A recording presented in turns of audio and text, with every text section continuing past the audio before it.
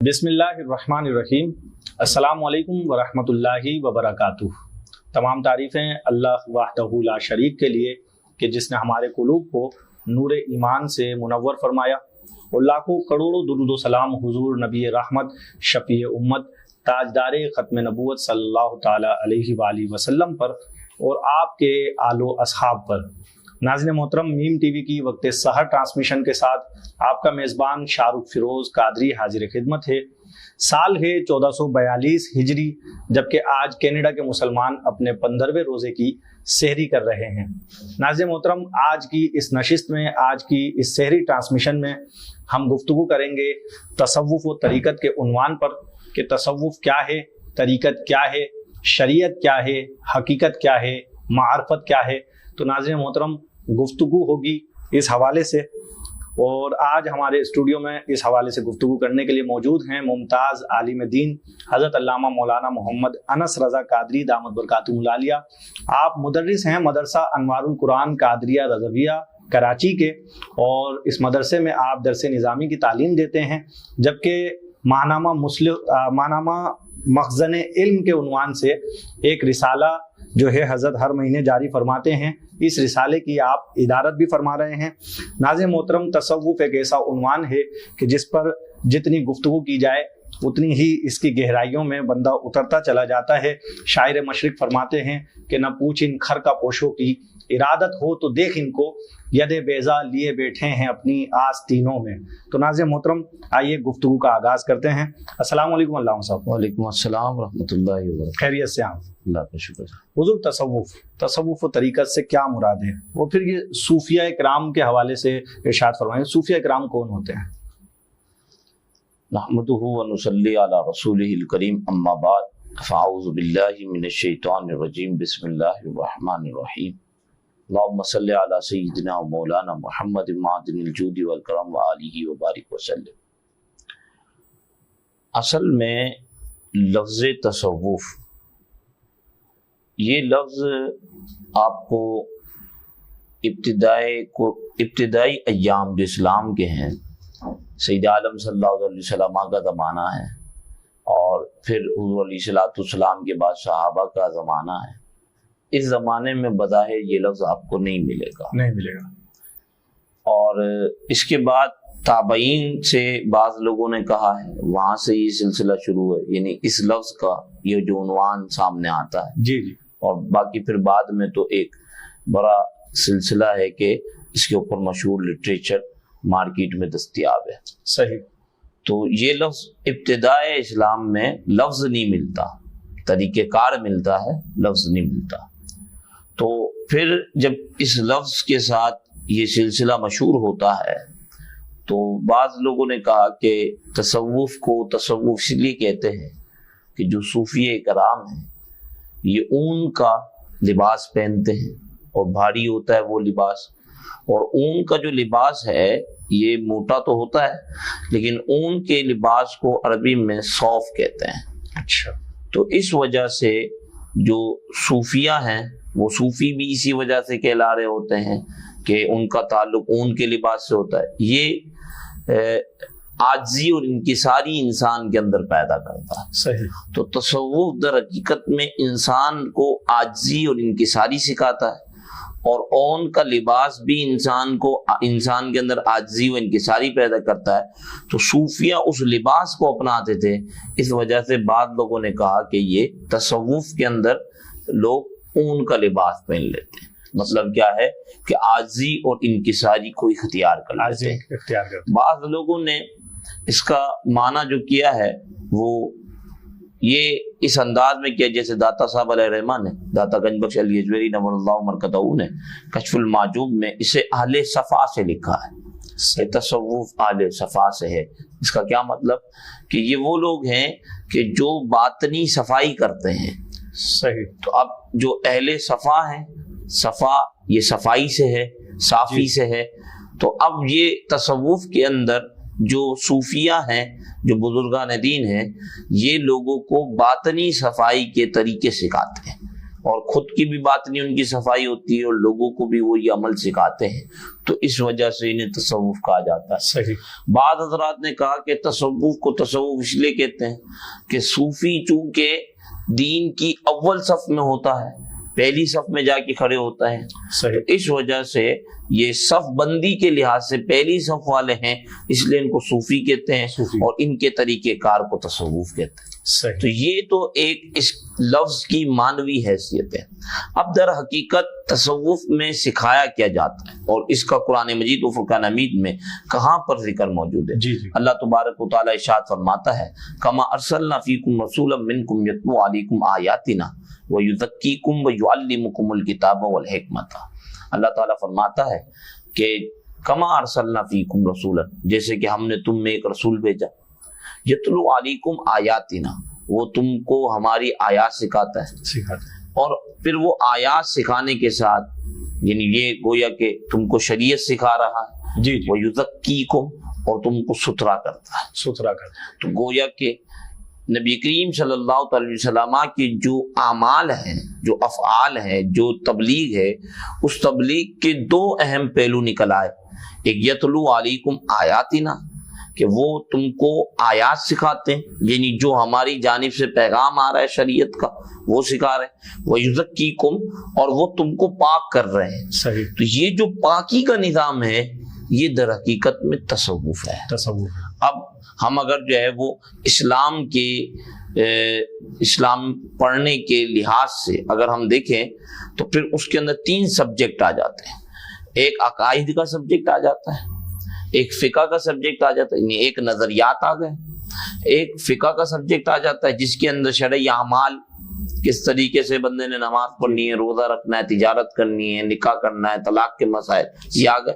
اور تیسری چیز جو باطن کے ساتھ تعلق رکھتی ہے اس کا نام پڑ گیا تصوف۔ تصوف۔ تو گویا کہ باطنی امراض سے چھٹکارے کے لیے اور اپنے باطن کو صاف کرنے کے لیے جو عمل سکھایا جاتا ہے اور جس میں طریقے بتائے جاتے ہیں اس نصاب کا نام تصوف ہے، اور اس پر جو ہے وہ پورا جو ہے وہ لٹریچر مارکیٹ کے اندر بڑے بڑے بزرگوں کا لکھا ہوا موجود ہے۔ اب اس میں جو ہے وہ قرآن مجید و فرقان حمید کی اس آیت مبارکہ سے آپ لے لیں کہ قد افلح من تزکا، یعنی جس کے نظریات صحیح ہیں، جو اعمال بھی کر رہا ہے، لیکن اگر اس کا باطن صاف نہیں ہوگا اس وقت تک اس کو کامیابی نہیں ملے گی۔ تو فرمایا قد افلح من تزکا، کامیاب وہ ہوا جس نے تزکیہ کیا، اپنے دل کو ستھرا کیا، پاک کیا۔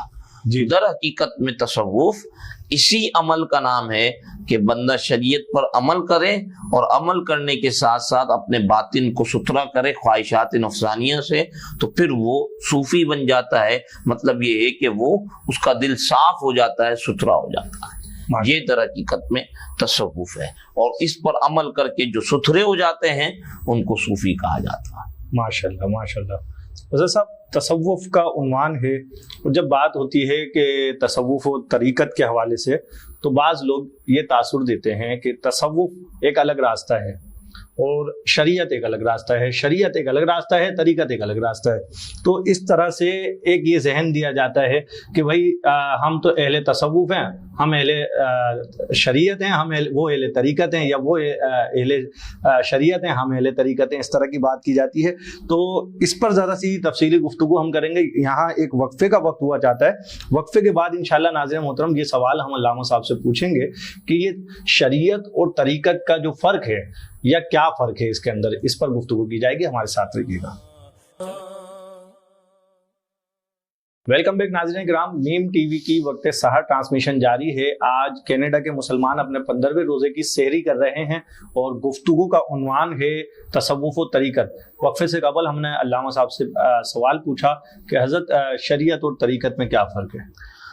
دیکھیں، بنیادی طور پہ تو جسے میں نے آپ سے عرض کی کہ سید عالم صلی اللہ تعالی علیہ وسلم کے لیے اللہ تعالیٰ نے فرمایا یتلو علیکم آیاتنا ویزکیکم، کہ یہ ہماری آیتوں کو تم پر تلاوت کرتے ہیں۔ مطلب کیا ہے کہ تم کو جو احکامات ہیں شریعت کی وہ بتاتے ہیں۔ جی، ویزکیکم، جی، تو مرکز اور محور کے لحاظ سے تو دونوں میں کوئی فرق نہیں۔ جی، یعنی جہاں عمل شریعت کا ہے تو وہ بھی سید عالم صلی اللہ علیہ وسلم کی بارگاہ سے آ رہا ہے، اور جہاں عمل ہے تصوف کا اور اعمال باطنہ کی جو امراض باطنہ ہیں ان کی صفائی کا معاملہ، تو وہ بھی سید عالم صلی اللہ علیہ وسلم کی بارگاہ سے آ رہا ہے۔ تو مرکز کے لحاظ سے تو دونوں میں کوئی فرق نہیں۔ اصل میں ہوتا یہ ہے، ہمارے یہاں یہ سمجھا جاتا ہے، جیسا کہ آپ کا سوال ہے، کہ یہ دونوں کوئی الگ شے ہیں اور دونوں الگ چیزیں، بس جو تصوف کی فیلڈ میں چلے گیا اس کا شریعت سے کوئی لینا دینا نہیں، اور جو شریعت کی اس میں شریعت کے ساتھ کا تعلق ہے اس کا تصوف سے کوئی لینا دینا نہیں۔ تو در حقیقت میں یہ ایک باطل نظریہ ہے، یہ ایک باطل نظریہ ہے، اور اس کو سمجھنے کے لیے آپ تھوڑا سا گہرائی میں مطالعہ کریں تو ایک فرقہ تھا کہ جنہیں جو ہے وہ باطنی کہا جاتا تھا، یہ ان کی پھیلائی ہوئی باتیں تھیں۔ اسلام کے اندر ایسا کوئی چیز نہیں ہے۔ امام اعظم ابو حنیفہ رحمۃ اللہ تعالی علیہ جہاں آپ شریعت کے بہت بڑے امام ہیں، وہیں آپ طریقت کے اندر بھی بہت بڑے امام ہیں۔ بالکل بالکل۔ حضور داتا گنج بخش علی حجویری رحمۃ اللہ تعالی علیہ جہاں طریقت میں بہت بڑے امام مانے جاتے ہیں، وہاں شریعت کے اندر بھی آپ بہت بڑے امام ہیں۔ بالکل بالکل۔ تو ایسا جو ہے وہ کوئی فرق نہیں ہے۔ یہ جو فرق نکالا جاتا ہے یہ در حقیقت میں جہلا کی جانب سے۔ اعلیٰ حضرت امام اہل سنت فتاوی رضویہ شریف کے اندر فرماتے ہیں کہ شریعت ایک منبع ہے اور طریقت یہ تصوف اس سے نکلنے والا ایک دریا ہے، اور دریا کو ہمیشہ اپنے منبع کی حاجت رہتی ہے۔ بالکل۔ اگر اس کا تعلق منبع سے ختم ہو جائے تو دریا کے اندر پانی نہیں آئے گا۔ تو فرمایا یعنی آپ اور آسان کر کے سمجھنا چاہیں، جیسے آج کل ہمارے یہاں دریا کا جو تصور ہے، تو دریا جو ہے وہ شریعت ہے اور نہر اس کی یہ طریقت ہے۔ صحیح۔ اب نہر کو ہمہ وقت دریا سے جو ہے وہ حاجت رہے گی۔ بالکل بالکل۔ اگر دریا سے پانی آنا بند ہو جائے تو نہر کے اندر تو کچھ نہیں ہوگا۔ جی جی۔ تو یہ ایک چیز ہے کہ جس کو سمجھنا چاہیے کہ اگر کوئی یہ کہے کہ میں طریقت میں آ گیا ہوں اور شریعت سے اس کا جو ہے وہ کوئی شریعت کے مطابق اس کے عمل نہ ہو، تو یہ بندہ طریقت سے نا آشنا ہے، طریقت سے بھی ناشنا ہے۔ طریقت سے نا آشنا ہے، کیونکہ طریقت کے اندر پہلی چیز یہ ضروری ہے کہ بندہ شریعت کو اپنی عادت ثانیہ بنا لے۔ عادت ثانیہ کا یہ مطلب ہوتا ہے کہ ایک بندہ شریعت پہ اتنا عمل کرے کہ اب گویا کہ اس کا کوئی عمل شریعت کے دائرے سے باہر نہ ہو، تو گویا کہ شریعت اس کی عادت بن جائے، اور عادت ثانیہ پھر وہ طریقت کی راہ پہ چلتا ہے۔ اگر وہ شریعت کو اس نے اپنی عادت ثانیہ نہ بنایا تو وہ طریقت کی راہ پہ چل ہی نہیں سکتا۔ اور اگر جو ہے وہ آپ ہمارے صوفیہ کی کتابوں کا مطالعہ کریں تو انہوں نے تو لکھا کہ بندہ عالم ناسوت میں ہوتا ہے۔ عالم ناسوت کا مطلب یہ کہ ہم جو یہ خواہشات والے عالم کے اندر، اس دنیا کے اندر بندہ جب شریعت پر عمل مکمل کرتا ہے، صحیح، شریعت پر اپنا عمل جو ہے وہ مکمل کرتا ہے، مطلب یہ ہے کہ شریعت پر عمل اس کے اندر پابندی آ جاتی ہے، تو پھر وہ عالم میں ناسوت سے عالم میں ملکوت میں چلا جاتا ہے۔ اچھا، یعنی اس کے اندر اللہ تبارک و تعالیٰ فرشتوں والی صفات کو پیدا کر دیتا ہے۔ اور فرشتوں والی صفات کے اندر یہ ہوتا ہے کہ فرشتے جیسے کہ گناہ نہیں کرتے، تو چونکہ اس نے شریعت پر اپنے عمل کو پابندی سے کرنا شروع کر دیا، تو اب اس کے اندر جو ہے وہ فرشتوں والی صفات یعنی نیکیوں والے اعمال اس کے اندر رچ بس گئے۔ اور جب وہ نیکیوں کی عادت بنا لے اور گناہوں کو چھوڑنا شروع کر دے، ساتھ ساتھ نیکیوں پہ کاربند ہے، گناہوں کو بھی چھوڑتا جا رہا ہے، تو وہ عالم میں ملکوت سے عالم میں جبروت میں پہنچ جاتا ہے۔ اور پھر جب وہ عالم میں جبروت میں پہنچتا ہے تو اپنی نفسانی خواہشات کو اس نے ختم کر دینا ہوتا ہے، نفس کو مار دینا ہوتا ہے۔ جب وہ اس نفس کو مار دیتا ہے تو پھر وہ عالم میں لاہوت کے اندر چلا جاتا ہے۔ جب یہ چاروں عالم سے وہ گزرتا ہے، یہ سیر اللہ مکمل ہوتی ہے، اللہ تعالیٰ اس کو ولایت عطا فرماتا ہے۔ اللہ اکبر۔ اب اگر یہ چاروں عالم سے نہیں گزرا تو سراج العوارف فی الوصایا والمعارف کے اندر شاہ ابو الحسین نوری رحمۃ اللہ تعالی علیہ نے یہ بات درج فرمائی کہ یہ بندہ ولی کامل ہی نہیں ہے۔ اللہ اکبر۔ اب آپ بتائیں کہ شریعت تو پہلا اسٹیپ تھا، پہلے اسٹیپ پہ جب وہ کامیاب نہ ہو تو پھر اس کو ولایت کا درجہ کیسے ملے گا؟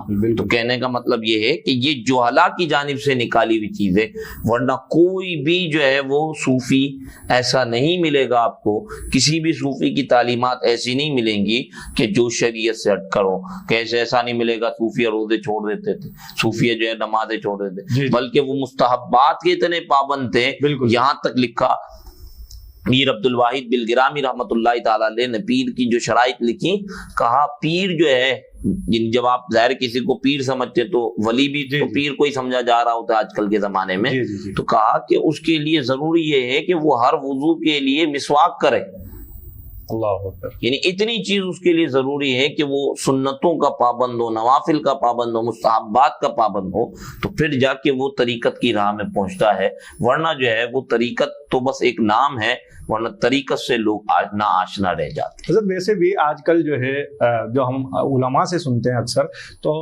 ائمہ مساجد سے میں نے سنا تو یہی بات کہی جاتی ہے کہ جو بندہ جس کو اللہ تبارک و تعالیٰ اپنی ولایت کے لیے چنتا ہے تو سب سے پہلے اسے شریعت کا علم عطا فرماتا ہے۔ ہاں بالکل، شریعت کے علم کے بغیر تو وہ ولایت، تو اصل مسئلہ یہ ہے کہ شریعت پر عمل کیوں ضروری ہے ولایت کے لیے؟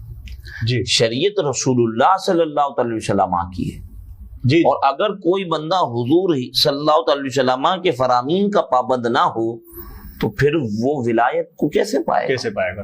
بالکل، جہاں سے ولایت ملنی ہے، جو اصل مرکز ہے، منبع ہے، انہی کی تعلیمات پر جو عمل نہ کرے تو پھر جو ہے وہ ولایت کو کیسے پائے گا؟ بالکل حقیقت ہے۔ حضرت تصوف میں فنا کا تصور پایا جاتا ہے، تصوف کی اس میں عام زبان میں کہا جاتا ہے کہ اپنے آپ کو ختم کر دینا۔ صوفیہ اس بارے میں کیا ارشاد فرماتے ہیں؟ اسی فنا سے تھوڑا یہ سمجھا دیں کہ فنا فی الشیخ، فنا فی الرسول اور فنا فی اللہ سے صوفیہ کی کیا مراد ہے؟ اصل میں یہ فنا کا تصور جو صوفیہ کے اندر پایا جاتا ہے، یہ در حقیقت میں اس ارشاد سے ہے، موتو قبل ان تموتو، موتو قبل ان تموتو، تم مر جاؤ مرنے سے پہلے۔ اس کا کیا مطلب ہوا؟ کہ تم جو ہے وہ اپنے آپ کو ختم کر دو، اپنے آپ کو لاشے کے درجے میں لے آؤ کہ میں تو کچھ نہیں، بس میرا تو کوئی وہ نہیں، جیسا کہ آپ بزرگان دین کی زبانوں سے سنتے ہیں کہ ہر معاملے کے اندر وہ کہتے ہیں یہ تو اللہ کا فضل ہے، بڑی سے بڑی کرامت دکھانے کے بعد بھی کہتے ہیں یہ تو اللہ کا فضل ہے، یہ تو اسی کی مہربانی۔ تو کوئی بھی عمل گرچہ اپنا ہو وہ اللہ کی طرف منسوب کر دیتے کہ یہ تو اللہ کی جانب سے، ہمارا تو کچھ نہیں ہے، ہم تو کچھ بھی نہیں ہے۔ یہ در حقیقت میں فنا ہے۔ مولانا روم رحمۃ اللہ تعالی علیہ نے مثنوی شریف کے اندر اس کو سمجھاتے ہوئے ارشاد فرمایا، کہا کہ ایک شخص تھا اپنے محبوب کے دروازے پہ جاتا ہے، اور دروازے کے پہ جانے کے بعد جو ہے دستک دیتا ہے، اندر سے آواز آتی ہے کہ آپ کون؟ تو کہتے ہیں کہ میں محب تمہارا، میں محبت کرنے والا تمہارا۔ جی جی، بولا اچھا، مطلب یہ ہے کہ تم ہمارے محب نہیں ہو، چلے جاؤ۔ وہ چلا جاتا ہے، پھر جو ہے نا کچھ دنوں کے بعد آتا ہے، پھر دستک دیتا ہے، کہا کون؟ کہا کہ جو ہے وہ میں تمہارا محب، تم سے محبت کرنے والا۔ بولا نہیں، تم محبت کرنے والے نہیں ہو، تم جو ہے نا دوبارہ چلے جاؤ۔ پھر وہ چلے جاتا ہے، تو کچھ عرصے کے بعد وہ آتا ہے، کہا کون؟ تو پھر یہ کہتا ہے کہ اندر بھی تم باہر بھی تم۔ اس نے کہا ہاں اب تم محبت کرنے والے ہو، کہ جب تم نے اپنے آپ کو ختم کر دیا، کہ پہلے تم کہتے تھے میں محب، میں تمہارا محب، میں تمہارا محب، یہ میں کی جو تم نے رٹ لگا کے رکھی تھی، اب تم کہہ رہے ہو کہ اندر بھی تم اور باہر بھی تم، تو مطلب یہ ہوا کہ تم نے ہمیں ہر جگہ تصور کر لیا اور اپنے آپ کو ختم کر دیا۔ تو یہ وہ چیز ہے جس کو فنا کہا جاتا ہے، کہ بندہ ہر جگہ محبوب کے تصور کو لے آئے اور اپنے آپ کو ختم کر دے۔ تو اس کی پہلی سیڑھی جو ہے، پہلی سیڑھی اس کی وہ اپنے شیخ کے ساتھ ایسی محبت ہونی چاہیے، اپنے شیخ کے ساتھ محبت ہونی چاہیے۔ اور پھر یہی آپ اگر اس کو آگے بڑھا لیں تو پھر یہی جب شیخ میں کامل ہو جاتا ہے تو بندہ رسول اللہ تک پہنچتا ہے، پھر فنائیت رسول اللہ کی حاصل ہو جاتی ہے اس کو، اور پھر جو ہے وہ فنا فی اللہ کے درجے پر پہنچ جاتا ہے۔ تو ناظرین محترم، فنا ہی اصل بقا ہے، اور جو ہے فنا فی الشیخ کے معنی ہم نے جانے کہ مٹا دے اپنی ہستی کو اگر کچھ مرتبہ چاہے، کہ دانا خاک میں مل کر گلے گلزار ہوتا ہے۔ یہاں ہم جائیں گے ایک وقفے کی طرف، اور وقفے کے بعد اسی عنوان پر گفتگو ہوگی۔ ویلکم بیک ناظرین کرام، मीम टीवी की वक्त सहर ट्रांसमिशन जारी है और गुफ्तगू हो रही है तसव्वुफ व तरीक़त के उन्वान से। नाज़रीन मोहतरम, हम जब तसव्वुफ व तरीक़त की बात करते हैं तो जहन में पीरी मुरीदी का तसव्वुर आ जाता है, और ये तसव्वुर एक मतलब एक अमूमी बात है कि जब भी तसव्वुफ व तरीक़त की बात की जाती है तो पीरी मुरीदी का ही कॉन्सेप्ट जहन में आता है। अल्लामा साहब, ये इरशाद फरमाइए कि पीरी मुरीदी से क्या मुराद है? और फिर बाज़ लोग यूँ कहते हैं कि जिसका कोई पीर नहीं उसका पीर शैतान है, इससे क्या मुराद है? देखिए, पीरी मुरीदी का दर हकीकत में तसव्वुर ये बेअत का तसव्वुर है। सैयद आलम सल्लल्लाहु अलैहि वसल्लम की बेअतें मशहूर हैं कि आपने ख़वातीन को बुलाया और उनसे बेअत ली कि तुम जो है वो ज़िना नहीं करोगे, तुम जो है ना चोरी नहीं करोगे, तुम जो है ना इस तरीके की कलमात इरशाद फरमा के उनसे एक मुआहिदा लिया, एक अहद लिया कि तुम गोया के अल्लाह की नाफरमानी नहीं करोगे।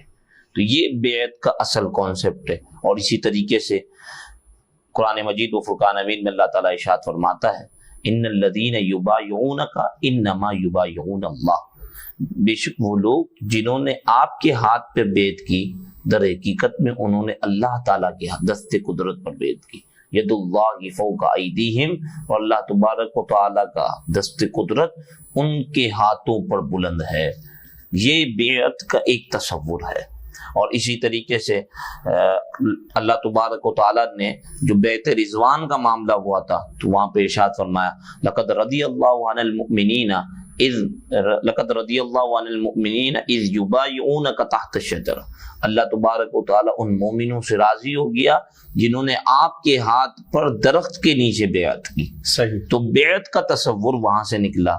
अब पीरी मुरीदी के अंदर दर हकीकत में शेख कामिल के हाथ पर मुरीद जो है वो बेअत करता है कि वो आइंदा गुनाह नहीं करेगा और नेकियों पर पाबंदी इख्तियार करेगा। सही। यानी वो नेकियों की पाबंदी होगी, गुनाहों से बचेगा। तो अब वो जब एक शेख के हाथ में हाथ देता है ना, तो इससे होता ये है कि वो तो ज़ाहिर कामिल है, वो इसकी निगहबानी करते हैं, इसकी निगरानी करते हैं कि आया इसने जो बेअत की थी उस बेअत पर ये कारबंद है या नहीं है, इसको कोई मसला तो नहीं आ रहा, कौन सा ऐसा गुनाह है कि जो जिसको ये छोड़ नहीं पा रहा, तो फिर वो शेख कामिल इसको बताएंगे कि कैसे छोड़ना है।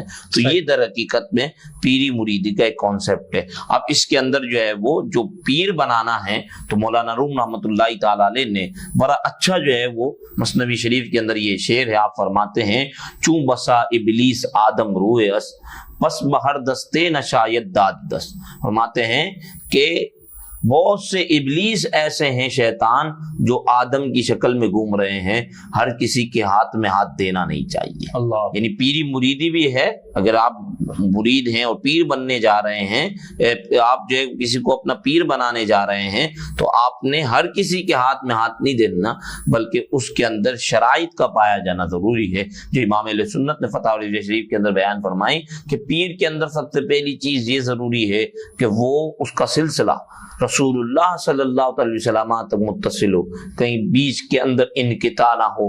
जैसे आजकल के ज़माने में जो सज्जादा नशीन होते हैं उनको उनके बुजुर्गों की तरफ से खिलाफत ही नहीं मिली हुई होती। अच्छा। और वो सज्जादा बन जाते हैं। अच्छा। वो बड़े बेटे हैं तो अब वो सज्जादा नशीन ही होंगे। तो ये सिलसिले का इनकिता है। तो जी। अगर कोई मुरीद होने जा रहा है तो उसे देखना है कि आया जो है वो सिलसिला मुनक़ते तो नहीं।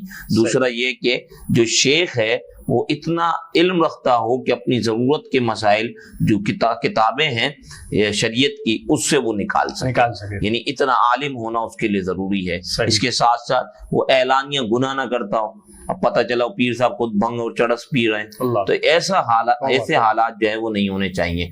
और इसके साथ साथ जो है वो पीर जैसा कि उसके लिए सिलसिला मुत्तसिल हो, आलिम हो और जो है वो ऐलानिया गुनाह ना करता हो, जैसा कि मैंने जो है आपके सामने अर्ज की। अब अगर ऐलानिया गुनाह करता है तो लोग उसके हाथ पर बैत कैसे करेंगे? लोगों ने तो बैत इसलिए करनी है कि वो अपने गुनाह छोड़ दें।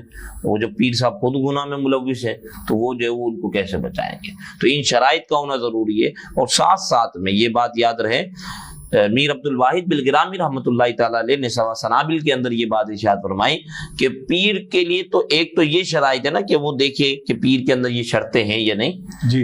एक चीज दूसरी है वो ये कि पीर अपने अंदर देखे कि उसके अंदर अहलियत है या नहीं। یعنی وہ اپنے اندر سے دنیا کی حرص کو ختم کرے، مخلوق کی زیادتیوں کو برداشت کرے.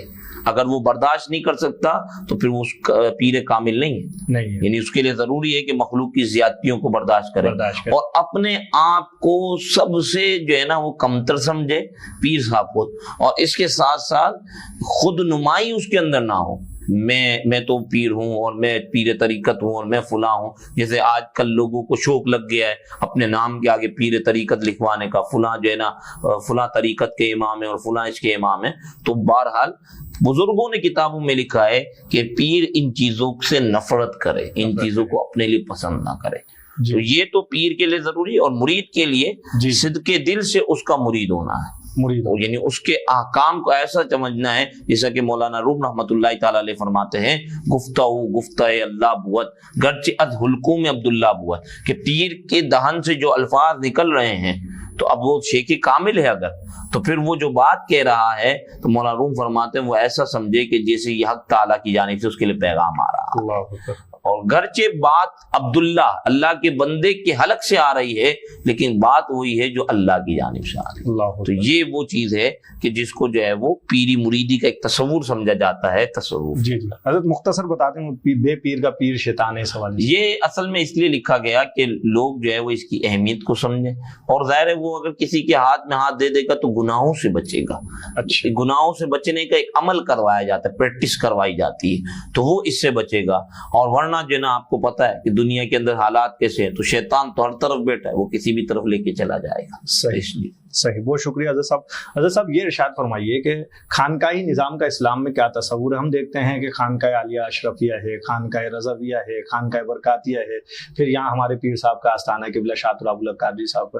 تو خانقاہی نظام کا اسلام میں کیا تصور ہے؟ اصل میں خانقاہی نظام در حقیقت میں اس کا تعلق اگر اصل کے اعتبار سے دیکھا جائے تو اصحاب صفا کے چبوترے سے. اللہ، وہاں صحابہ کرام علیہم رضوان صبح و شام حضور علیہ الصلوۃ والسلام کے لیے موجود ہوتے تھے، اور حضور علیہ الصلوۃ والسلام آ کر ان کی عملی تربیت کرتے تھے. ایک تو شریعت کا علم سکھا رہے، ساتھ ساتھ عملی تربیت بھی ہو رہی ہے کہ تم نے جو ہے وہ یہ عمل کیسے کرنا ہے، یہ عمل کیسے کرنا ہے. تو یہ در حقیقت میں خانقاہی نظام کی اولی اصل صورت ہے، پہلی اصل صورت ہے کہ جو اصحاب صفا سے نکالی جاتی ہے. پھر صوفیہ نے یہ کیا کہ اپنے گھر کے ساتھ یا اپنے گھر سے ہٹ کر کہیں پر وہ اپنی ایک چار دیواری بناتے، اور در حقیقت میں اس میں در حقیقت یہ ہوتا کہ جو لوگ آتے تو ان کو وہاں پر جمع کیا جاتا، بٹھایا جاتا، اور ان کے اندر سے جو نفسانی خواہشات ہیں ان کو دور کیا جاتا. تو چونکہ وہ خوشی کے کامل ہوتے تھے تو یہاں پر جو وہ لوگ آتے تھے تو وہ جو ہے وہ ان کی طرف جو ہے وہ دیکھ کر ان کی طرف رغبت کر کے اپنی برائیوں سے دور ہو جاتے اور اللہ تبارک و تعالیٰ سے اپنے تعلق کو قوی کرتے.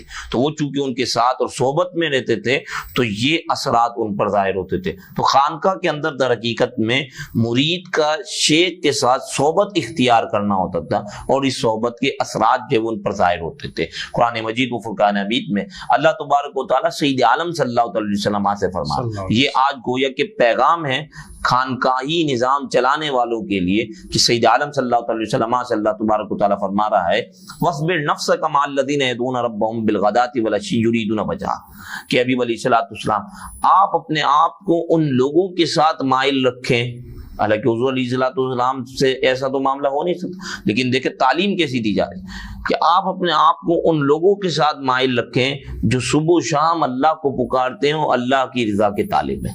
اللہ، یعنی حضور علیہ السلام کو یہاں پیغام دیا جا رہا ہے کہ آپ اپنا میلان، یہ جو آپ کے پاس عمرا آتے ہیں کہتے ہیں آپ غریبوں کو چھوڑ دیں ہمارے ساتھ چلیں، تو حضور علیہ السلام کو فرمایا جا رہا ہے کہ آپ یہ جو صفہ چبوترے والے ہیں ان کی طرف اپنا میلان رکھیں، یہ جو اللہ کے لیے آپ کے پاس آئے ہوئے ہیں. تو خانقاہی نظام کے اندر جو اللہ کی تلاش کے اندر لوگ آتے تھے، تعلق باللہ کے لیے آتے تھے، خانقاہی نظام کے اندر شیخ کامل ان کی تربیت کرتے تھے. اور قرآن مجید کی یہ آیت جو ہے وہ اس پیغام کو دے رہی ہے. اب خانقاہی نظام کے اندر جو ہے وہ رغبتیں جو ہے وہ دوسری طرف ہو گئی ہیں، پیران نظام بھی جو ہے وہ ان کی رغبتیں دوسری طرف ہو گئی ہیں، عمرا کی جانب ہو گئی ہیں، اور جو ہے وہ ایسے لوگوں کی جانب بڑھ گئی ہے کہ جو دنیا کی محبتیں رکھتے ہیں. تو تو یاد رکھنا سید عالم صلی اللہ علیہ وسلم سے فرمایا جا رہا ہے کہ آپ اپنے آپ کو ان لوگوں کی طرف مائل رکھیں جو صبح و شام اللہ کو پکارتے ہیں۔ یہ خانقاہی نظام کا ایک بنیادی مختصر تعارف میں نے آپ کے سامنے پیش۔ بہت شکریہ حضرت صاحب۔ ناظرین محترم، گفتگو ہوئی تصوف و طریقت کے عنوان پر، اور یہاں آج کی گفتگو اختتام پذیر ہوتی ہے۔ بہت ساری باتیں ہیں جو اس حوالے سے کرنا باقی ہیں، لیکن ہمارا پروگرام کا وقت ختم ہو چکا ہے۔ میم ٹی وی کی نشریات اپنے آپ اگر یوٹیوب چینل پر دیکھنا چاہیں تو میم ٹی وی کا یوٹیوب چینل بھی ملاحظہ کر سکتے ہیں۔ فیس بک پر بھی میم ٹی وی کی نشریات دیکھی جا سکتی ہیں۔ اس کے ساتھ ہی اپنے میزبان شاہ رخ فیروز قادری کو دیجیے اجازت۔ السلام علیکم ورحمۃ اللہ وبرکاتہ۔ دے رہا ہے